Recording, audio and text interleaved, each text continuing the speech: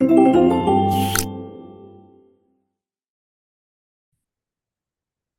Guys, welcome back to the class. Start करते हैं अपना next topic with the name of sales tax. And बड़ा important topic है, आपके सिलेबस का हिस्सा है। और इसमें से काफ़ी सारे एमसीक्यूज भी आपको पेपर में टेस्ट हो जाते हैं, तो थोड़ा ध्यान से पढ़िएगा। छोटा सा चैप्टर है, 2 से 3 स्लाइड्स में कवर हो जाएगा। तो स्टार्ट करते हैं। सेल्स टैक्स या वैट। सेल टैक्स या वैट क्या होता है? देखो, गवर्नमेंट आप पर, आपकी ज़रूरत ज़िंदगी की अशिया पर, आपकी चीज़ों पर टैक्स लगाती है। आपकी ज़रूरत ज़िंदगी महंगी कर देती है। और उस महंगी की हुई अमाउंट, जो ऊपर की अमाउंट सेल टैक्स लगाया है जो आपके ऊपर, या वैट लगाया है, उस वैट को यूज़ करती है, अपने पास लाती है। और उसको किस काम के लिए यूज़ करती है? आपकी भलाई के लिए। यूके की गवर्नमेंट, हमारी गवर्नमेंट की बात नहीं हो रही, यूके की गवर्नमेंट उस सेल टैक्स को आपकी भलाई के लिए यूज़ करती है। लोगों की हेल्थ पर लगाती है, लोगों की एजुकेशन पर लगाती है, लोगों की इंफ्रास्ट्रक्चर पर लगाती है। ठीक है, यूके गवर्नमेंट उसको क्या करती है? लोगों की भलाई के लिए यूज़ करती है। ठीक है। तो टैक्स क्या है जी? कि आपके ऊपर, आपकी ही जेब से आपके ऊपर पैसे लगाए जाते हैं। ठीक है। अच्छा, हमारे पास दो फॉर्म्स होती हैं टैक्स की। There are two forms of tax. कि टैक्स आप पर गवर्नमेंट दो तरीके से लगाती है, एक डायरेक्ट टैक्स और दूसरा होता है सर इनडायरेक्ट टैक्स। एक होता है डायरेक्ट टैक्स और दूसरा होता है इनडायरेक्ट टैक्स। अब डायरेक्ट टैक्स क्या है, एक बार पढ़ते हैं फिर इसका समझते हैं। It is a type of tax which is directly levied on individual और एंटिटी इनकम, प्रॉफिट्स और एसेट्स। देखो, जो आपका इनपुट टैक्स है, सॉरी डायरेक्ट टैक्स है। डायरेक्ट टैक्स में क्या होता है कि गवर्नमेंट आपके ऊपर टैक्स लगाती है, पर किस तरह? आपकी जितनी भी इनकम जनरेट होगी, अगर आप इंडिविजुअल हैं तो आपकी जितनी भी इनकम जनरेट होगी, या अगर आप कंपनी हैं या एंटिटी हैं तो आपके प्रॉफिट्स पर या आपके एसेट्स पर जितना भी टैक्स लगता है, वो क्या कहलाता है? आपका डायरेक्ट टैक्स। के गवर्नमेंट ने आपकी इनकम से डायरेक्टली टैक्स उठा लिया। कैसे? जब आपकी सैलरी आती है तो आपको उसमें से कुछ डिडक्शंस शो हो रही होती हैं। सर, मैंने 2 लाख की इस अर्निंग अर्निंग की है और उसमें से मेरे 10,000, 12,000, 15,000 रुपए कट के मुझे 185 या 180 रुपीज मुझे मिले हैं। ठीक है। तो वो क्या होता है सर? आपका डायरेक्ट टैक्स होता है। अब डायरेक्ट टैक्स क्या होता है? Which must be paid directly to the government. Government आपकी अमाउंट से, आपकी अर्निंग से डायरेक्टली उठा लेती है। इसमें क्या क्या चीज़ें आती हैं सर? आपकी ट्रेडिंग इनकम आ जाती है, या आपकी इंप्लॉयमेंट इनकम आ जाती है, या आप कारोबार करके पैसा कमा रहे हैं, वहां से आपका डायरेक्टली टैक्स जा रहा होता है आपकी सेल्स में से। या आप इंप्लॉयमेंट इनकम, या आप अर्निंग्स कर रहे हैं, कहीं पर जॉब कर रहे हैं और वहां से पैसे कमाते हैं, और वहां से जो मिलने वाला टैक्स है वो गवर्नमेंट आपकी इनकम में से डायरेक्टली काट लेती है। ठीक है। और इनडायरेक्ट टैक्स क्या होता है? A tax which is collected by intermediary और,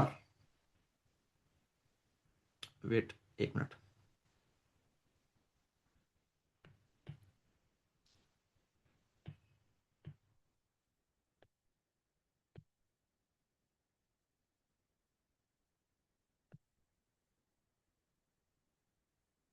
अच्छा, इनडायरेक्ट टैक्स क्या होता है? A tax collected by the intermediary such as manufacturer या रिटेलर। कि आपके दरमियान और गवर्नमेंट के दरमियान एक बंदा बैठा है। वो बंदा क्या करता है? वो बंदा आपसे टैक्स कलेक्ट करेगा, ठीक है, और गवर्नमेंट को देगा। वो आपसे टैक्स कलेक्ट करेगा और गवर्नमेंट को देगा। और ये किन चीजों पर लगता है? From the final customer rather than directly paid to the government, like direct tax. देखो, ये टैक्स जो आपका इनडायरेक्ट टैक्स है ना, ये डायरेक्टली, इनडायरेक्ट टैक्स आपको डायरेक्ट टैक्स की तरह नहीं होता।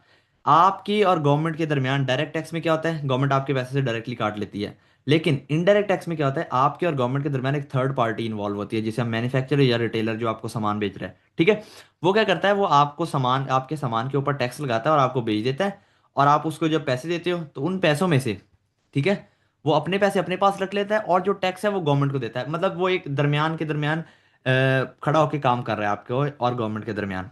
ठीक है, आपके और गवर्नमेंट के दरमियान वो खड़ा होकर काम कर रहा है। इस पे उसको क्या फायदा हो रहा है वो भी हम देखेंगे आगे। ठीक है। एक मैन्युफैक्चरर या रिटेलर आपको सामान बेचता है, आपसे पैसे लेता है, और पैसों में से जो टैक्स होता है वो गवर्नमेंट को जमा करवाता है। ठीक है। अच्छा, जैसे कि हमारे पास क्या क्या चीज़ें होती हैं सर? हमारे पास फूड आइटम्स, हमारे पास रेस्टोरेंट, एक्साइज टैक्स, या मोस्ट कॉमन एग्जांपल इसकी वैट है।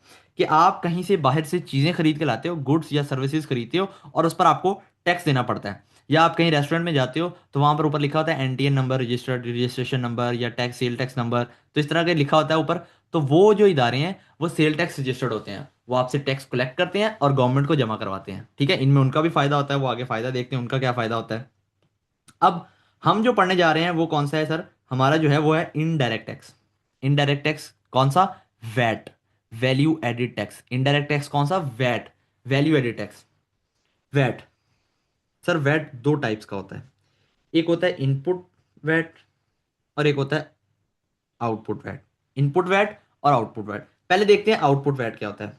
आउटपुट वैट होता है sir, when a seller when a seller sells good to customer. जब एक सेलर, एक बेचने वाला, यानी कि हम, यानी कि बिजनेस, जब लोगों को चीजें बेचता है, it charge VAT from customer. वो कस्टमर से वैट चार्ज करता है, हम कस्टमर से वैट चार्ज करते हैं। Now he has to return it to government. अब उसने क्या करना है, ये वैट अपनी जेब में नहीं डालना, अपनी जेब में नहीं डालेगा, वो गवर्नमेंट को देगा। वो अपनी जेब में नहीं डालेगा, वो गवर्नमेंट को देगा।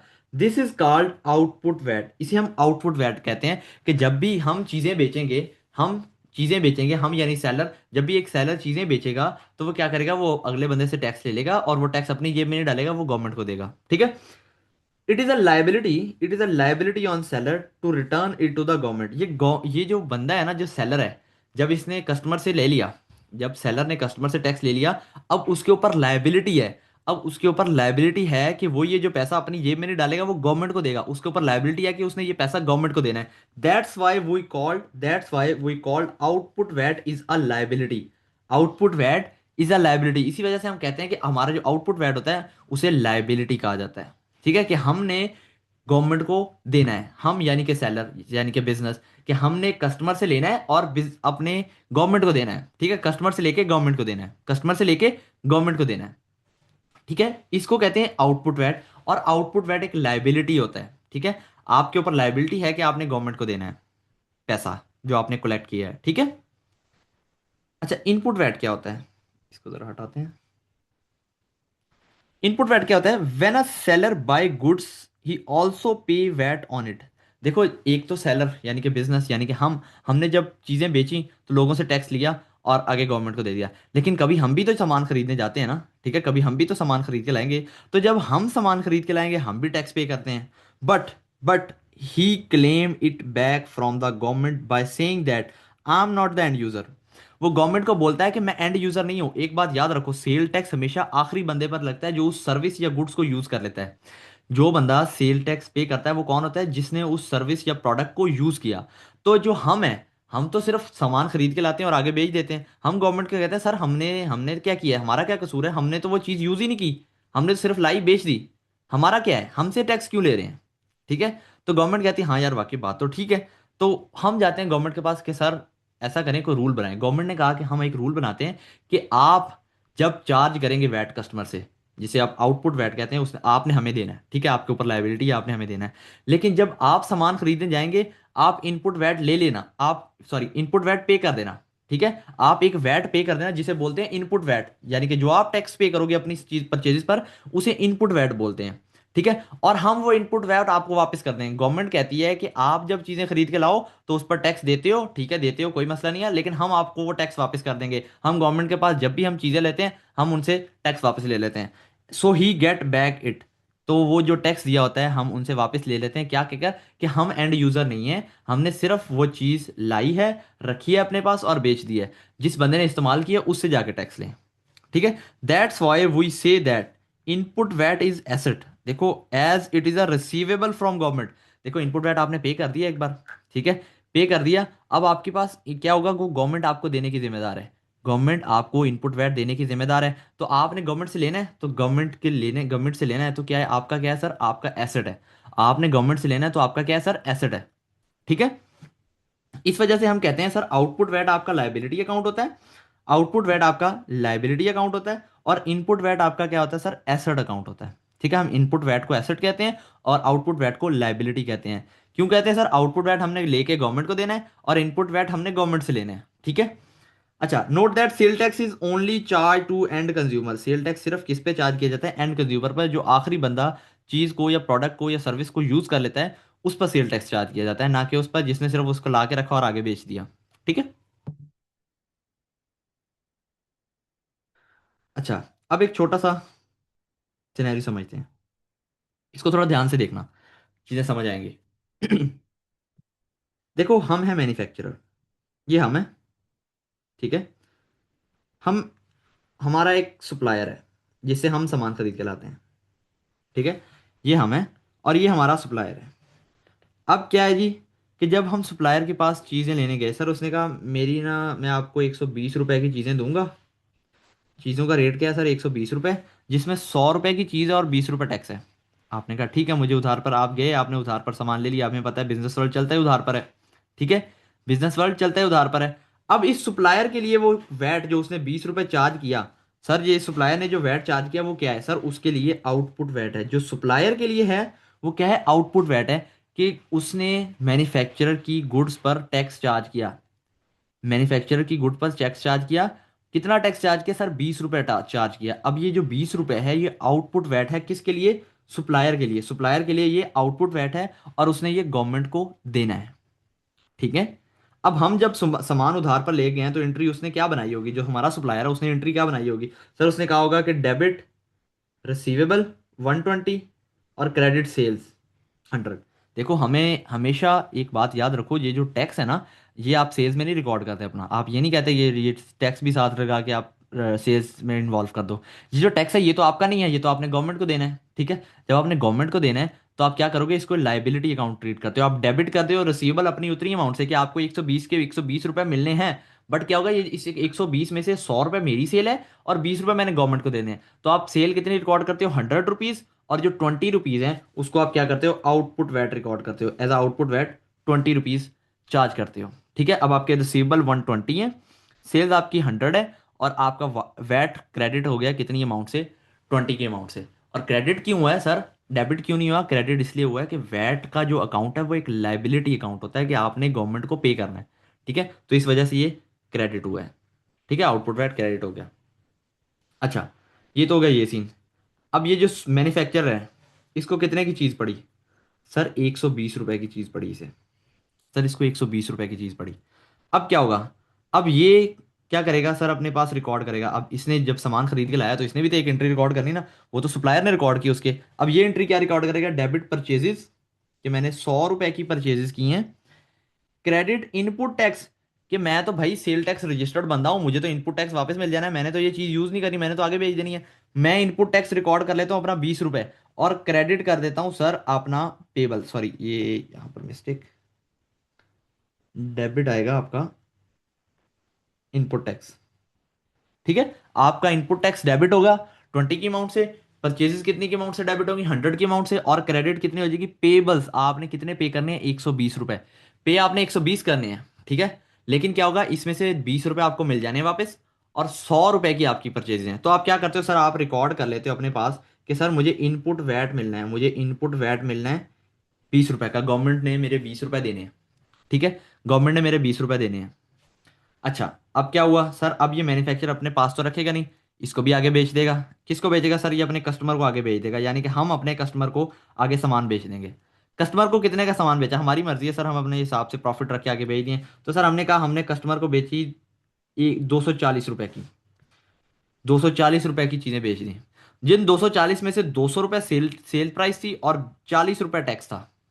ठीक है, 200 रुपए सेल प्राइस थी और 40 रुपए टैक्स था। अब वो बंदा हमसे उधार पर सामान लेके गया है, तो हम एंट्री क्या करेंगे सर? हम एंट्री करेंगे कि हमारे जो रिसीवेबल्स हैं, हमने उससे पैसे कितने लेने हैं सर? उससे 240 रुपए लेने हैं। सर हमारी सेल्स कितनी हुई हैं सर? सेल हमारी 200 ही हुई हैं, क्योंकि ऊपर वाले जो 40 हैं वो टैक्स है, और हमने वो गवर्नमेंट को वापस कर देना, वो हमारा नहीं है। वो 40 रुपए जो ऊपर वाले हैं वो हमने गवर्नमेंट को वापस कर देने हैं। तो क्रेडिट कर दो सर आउटपुट वैट 40। अब मैन्युफैक्चरर ने एक तो इनपुट वैट लेना है और आउटपुट वैट 40 रुपए का गवर्नमेंट को देना है। इनपुट वैट लेना है और 40 रुपए गवर्नमेंट को देने हैं। ठीक है, तो नेट में उसने कितने रुपए, नेट में अगर हम देखें तो उसने कितने रुपए गवर्नमेंट को अभी भी देने हैं? 20 रुपए। जो मैन्युफैक्चरर है यानी कि हम है, जो बिजनेस है, उसने 20 रुपए गवर्नमेंट से लेने थे। अब 40 रुपए उसने गवर्नमेंट को और भी देने हैं। ठीक है, अब 40 रुपए गवर्नमेंट को और भी देने हैं, तो क्या करेंगे सर? हम गवर्नमेंट, अब हमें ये नहीं होगा कि सर हम 20 जाके दे के लेके आए फिर हम उसको 40 देने जाएं, ऐसा नहीं होगा। वो कहते हैं यहाँ से नेट ऑफ कर लिया करो। तो हम कहते हैं सर हम नेट में ना सिर्फ 20 रुपए गवर्नमेंट को दे देते हैं और हमारा काम सीधा हो गया। ठीक है, अब देखो इस मैन्युफैक्चरर को वो चीज़ कितने की पड़ी सर? इसको 120 की पड़ी या 100 की पड़ी सर? 100 रुपए की पड़ी, 120 की नहीं, क्योंकि ये 20 रुपए जो है वो गवर्नमेंट से आ गए उसको वापस। गवर्नमेंट से उसको आ गए वापस, उसने 40 रुपए गवर्नमेंट को देने थे, अब उसको सिर्फ 20 रुपए देने हैं गवर्नमेंट को। उसने 40 रुपए, हालांकि आउटपुट वैट उसने 40 रुपए कलेक्ट किया, उसको चाहिए था कि वो जेब में ना डाले, गवर्नमेंट को दे। वो 40 रुपए के में से 20 रुपए अपनी जेब में रख लेता है कि भाई ये मुझे गवर्नमेंट ने देने थे, और 20 रुपए वो सिर्फ जमा करवा देता है। ठीक है। इस तरह ये सारा प्रोसेस चलता है आपका सेल परचेज का, कि आप किस तरह अपनी सेल्स एंड परचेजेस रिकॉर्ड कर रहे हो। ठीक है।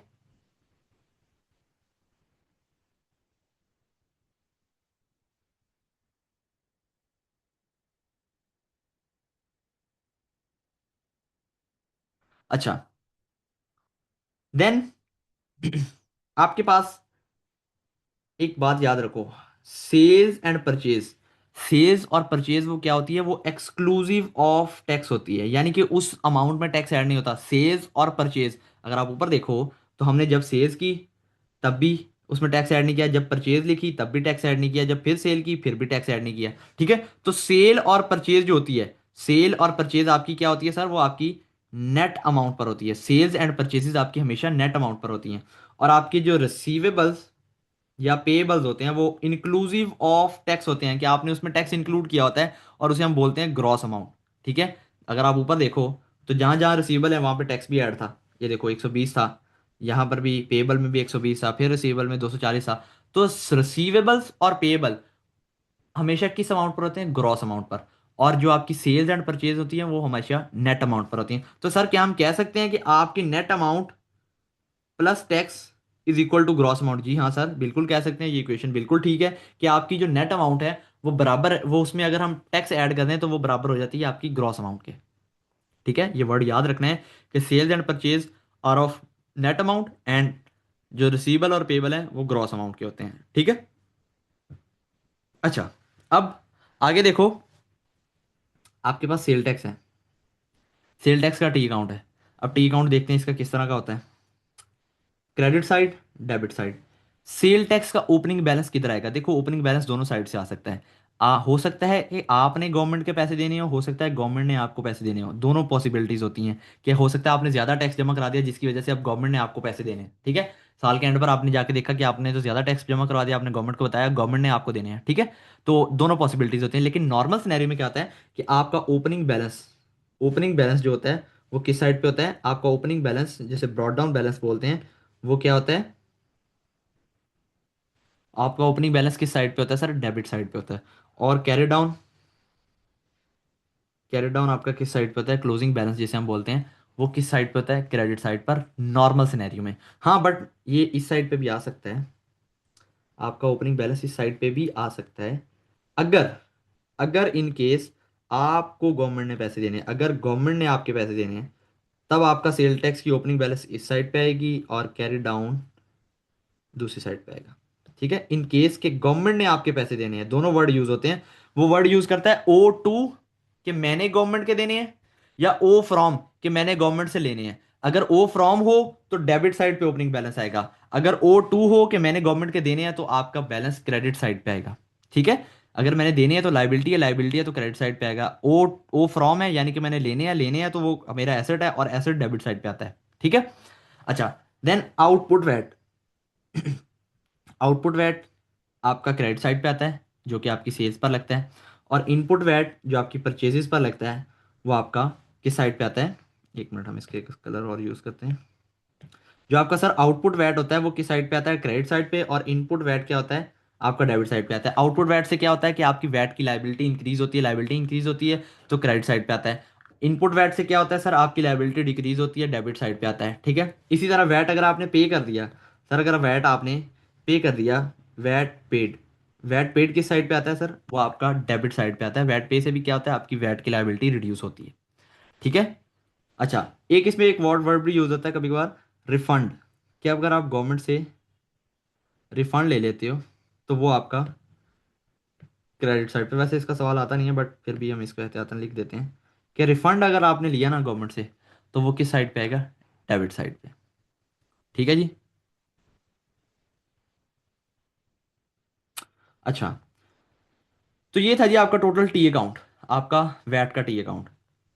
आपने बस इसको इक्वेशन को बैलेंस करना है, जिस साइड पे बैलेंस कम हो वो आपका आंसर होगा। जो भी उसने पूछा हो, वैट पेड पूछा हो तो क्रेडिट साइड पे कम आ जाएगा, वैट इंक्लूज इनपुट वैट पूछा हो तो वो भी आपका डेबिट साइड पे आ सकता है, कम आएगा आंसर।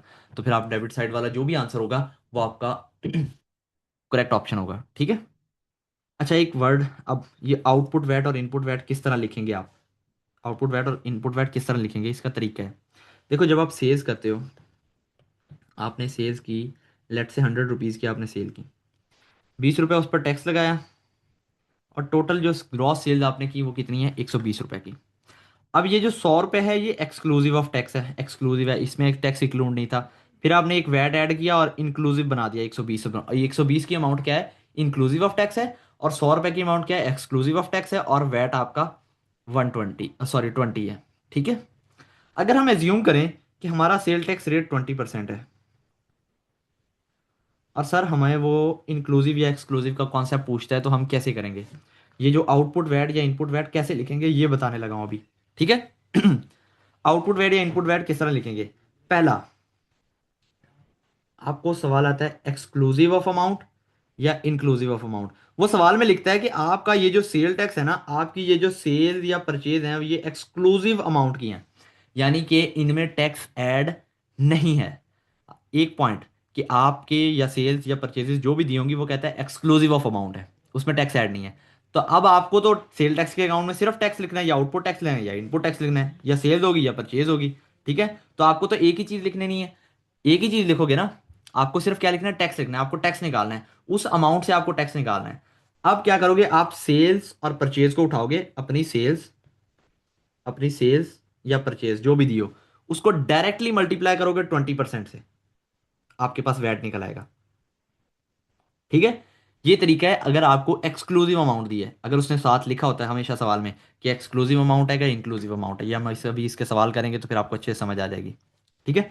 इसी तरह अगर उसने कहा हो कि आपकी सेल्स और परचेजेस इंक्लूसिव ऑफ अमाउंट है, आपकी सेल्स और परचेजेस में टैक्स ऐड है, अब आपकी अमाउंट कितनी होगी, सर आपकी जो सेल टैक्स निकालने का तरीका है फिर कुछ बदल जाएगा। वो कहेगा सेल्स या परचेज जो भी है, सेल हुई तो आउटपुट टैक्स होगा, परचेज हुई तो इनपुट टैक्स होगा। तो सेल या परचेज उठाओ, मल्टीप्लाई करो, अगर आपका रेट 20% और मल्टीप्लाई बाय 20 डिवाइड बाय 120, तो आपके पास क्या निकल आएगा सर, आपका वैट निकल आएगा। ये तरीका है आपका इंक्लूसिव अमाउंट से टैक्स निकालने का। वो इंक्लूसिव अमाउंट सेल की हो सकती है, वो परचेज की हो सकती है, जो भी हो, multiply by 20 divide by 120। In case अगर आपका टैक्स 20% है, अगर आपका टैक्स 30% है तो मल्टीप्लाई बाय 30 डिवाइड बाय 130, 40% है तो मल्टीप्लाई बाय 40 डिवाइड बाय 140। ठीक है। तो इस तरह आपने इंक्लूसिव या एक्सक्लूसिव अमाउंट से टैक्स निकालना है। ठीक है। इसके सवाल करते हैं तो अच्छे से समझ आएगी। Then irrecoverable input VAT, sir ये क्या होता है। देखो यूके गवर्नमेंट ना कुछ चीज़ों को डिस्करेज करती है कि आप ये ना करें प्लीज़। तो उन चीज़ों को डिस्करेज करने के लिए कहती है कि सर हम आपको ना इनपुट टैक्स वापस ही नहीं देंगे। जब आपको इनपुट टैक्स वापस नहीं देंगे, आप भी आगे सामान महंगा बेचोगे। ठीक है। आप सामान महंगा बेचोगे, जो एंड यूजर है उसको सामान महंगा मिलेगा। अगर उसको सामान महंगा मिलेगा वो कोशिश करेगा ना खरीदे। ठीक है। कोशिश करेगा ना खरीदे। और इसमें सबसे टॉप पर जो चीज आती है वो आती है आपकी कार्स। यूके गवर्नमेंट कार्स को बहुत डिस्करेज करती है, आपको कार पर ना अलाउंसेस मिलते हैं, कार पर सेल टैक्स भी आपको वापस नहीं मिलता, कुछ भी नहीं। कार पर सबसे ज्यादा सख्ती है वहां पर, कि आप जितनी ज्यादा सख्ती कर सकते हो ना उतनी सख्ती कार पर कर लो। ठीक है। तो कार पर सख्ती है, और दूसरी चीज पर ऑनर पर्सनल एक्सपेंस या स्टॉक ड्राइंग के ऑनर्स बिजनेस में से चीजें निकाल के लेके जा रहे हैं, इस पर भी आपको इनपुट वैट वापस नहीं मिलता। जैसे आपका ऑनर आया, इन्वेंट्री उठा के ले गया, अब आप ये नहीं कह सकते कि मैंने ऑनर को बेच दिया है, तो ऐसा करो कि मुझे ना वापस दे दो। ऐसा नहीं होता। ठीक है। ऐसा नहीं होता कि आप कहोगे सर ऑनर मेरी से ड्राइंग्स लेके चला गया है तो मेरी सेल्स होगी, आप सेल्स नहीं रिकॉर्ड कर सकते। ऑनर्स की जो ड्राइंग्स हैं, अगर ड्राइंग्स हैं तो आप उन पर टैक्स नहीं ले सकते वापस, आपको इनपुट टैक्स नहीं मिलेगा उस चीज़ पर। ठीक है। और कार्स पर भी नहीं मिलेगा। कैसे, देखो फर्ज करो एक सप्लायर और एक मैन्युफैक्चरर है। हम मैन्युफैक्चरर हैं और हमारा एक सप्लायर है। हम सप्लायर के पास गए, उसने हमें 120 रुपये की चीज़ दी। ठीक है। अगर हम सेल टैक्स रजिस्टर्ड थे, यानी कि हमने कोई नॉर्मल चीज़ खरीदी, तो सेल टैक्स रजिस्टर्ड थे, तो वो हमने क्या किया सर, हमने अपना इनपुट वैट रिकॉर्ड किया, चीज़ कितने की आई हमें कितने की परचेज हुई हमारी, इसको एक मिनट, हमारी परचेज कितने की हुई सर, परचेज हमारी हुई 120 की, हम कहेंगे 20 रुपये मैंने गवर्नमेंट से ले लेने हैं, तो मुझे तो ये 100 रुपये की चीज़ पड़ी है। ठीक है। लेकिन फर्ज करो यहीं पर मैं कार खरीद के लाया, अगर मैं यहाँ पर कार खरीद के लाया, तो मुझे वो चीज़ कितने की पड़ी सर, मुझे तो परचेज तो मैंने 120 की है, सर मुझे इनपुट वैट कुछ नहीं है भाई, भाग जाओ। इनपुट वैट कोई नहीं मिलना, 120 की चीज़ पड़ेगी। वो चीज़ आपको महंगी पड़ी है, अब मैन्युफैक्चरर क्या करेगा, वो कोशिश करेगा मैं अपने कस्टमर को भी ना ये चीज़ महंगी दूँ। अगर उसको 100 की पड़ रही थी और वो 240 की बेच रहा था, अब 120 की पड़ेगी तो वो कहेगा मैं 280 रुपये की बेचूंगा। अब वो चीज़ महंगी होती जाएगी इस तरह, ठीक है। इस तरह गवर्नमेंट किसी चीज़ को भी डिस्करेज करना चाहती है तो उस पर इनपुट वैट बंद कर देती है, ठीक है। तो वो ऑटोमेटिकली इस तरह डिस्करेज होती है कि अब वो अगर महंगी होगी तो गवर्नमेंट कैसे कहेगी कि सॉरी, कस्टमर कैसे करेगा कि उसको चीज़ खरीद ले, ठीक है। अच्छा, इसमें थ्योरी पोर्शन है, एक दो बातें देख लो।